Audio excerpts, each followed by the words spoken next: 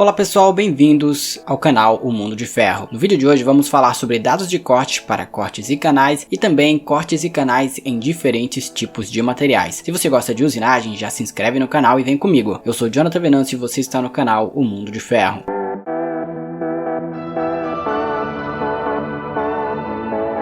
Bem-vindos ao canal O Mundo de Ferro. Antes de iniciar o vídeo, não se esquece de deixar o like. Vamos lá então? Velocidade e avanços para cortes e canais. Sempre use as faixas de avanço corretas para a pastilha e o material. Inicie com uma taxa de avanço baixa para garantir a segurança da pastilha e o acabamento superficial. Depois, aumente a taxa de avanço para melhorar a quebra de cavacos. Usine com profundidade de corte maior que o raio de canto, se estiver realizando torneamento lateral. Isso irá melhorar o controle de cavacos. Definir uma velocidade de corte muito baixa resultará em vida útil da ferramenta inadequada. Trabalhe sempre com a velocidade de corte recomendada. Esta velocidade de corte você pode encontrar nos catálogos ou conversando com o seu distribuidor. E você tem mais alguma dica aí sobre dados de corte no processo de corte e canal? Se sim, deixa aqui nos comentários que a gente conversa um pouquinho. Cortes e canais em diferentes materiais. O primeiro material que vamos falar é o alumínio e os materiais não ferrosos. Os metais não ferrosos são mais macios, como o alumínio,